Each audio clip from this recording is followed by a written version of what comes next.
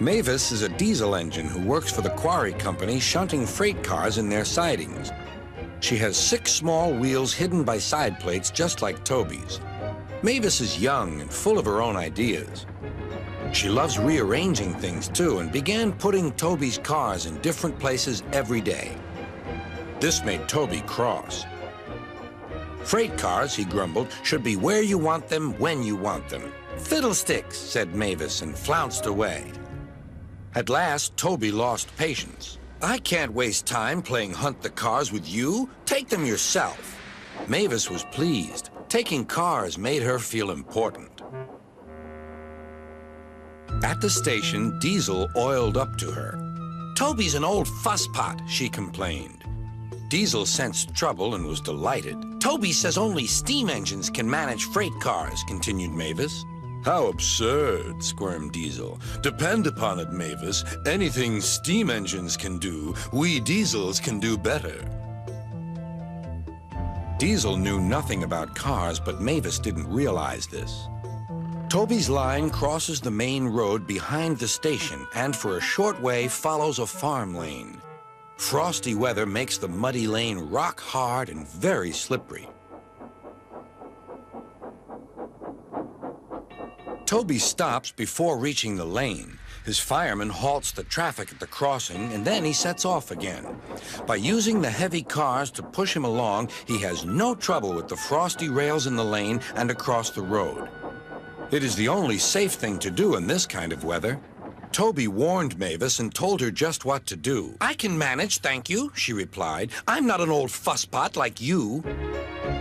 The freight cars were tired of being pushed around by Mavis. It's slippery, they whispered. Let's push her around instead. On, they yelled. Mavis took no notice. Instead, she brought the cars carefully down the lane and stopped at the level crossing. All traffic halted. One in the headlamp for fusspot Toby, chortled Mavis. But Mavis had stopped in the wrong place.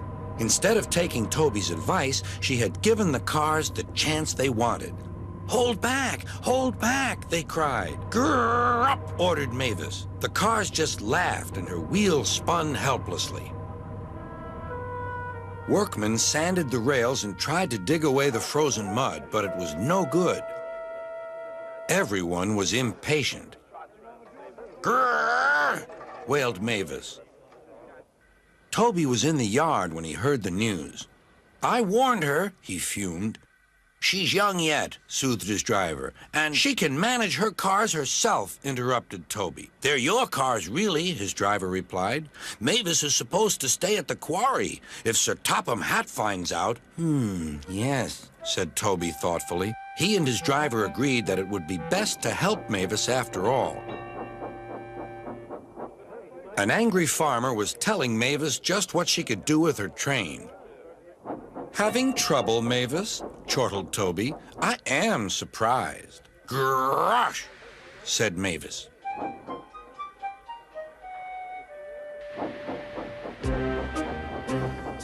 With much puffing and wheel slip, Toby pushed Mavis and the freight cars back.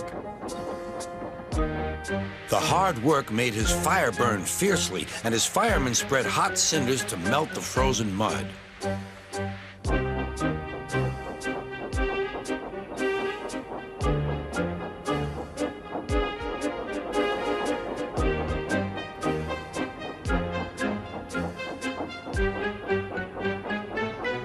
At last, they finished. Goodbye, called Toby. You'll manage now, I expect. Mavis didn't answer. She took the cars to the sheds and scuttled home to the quarry as quickly as she could.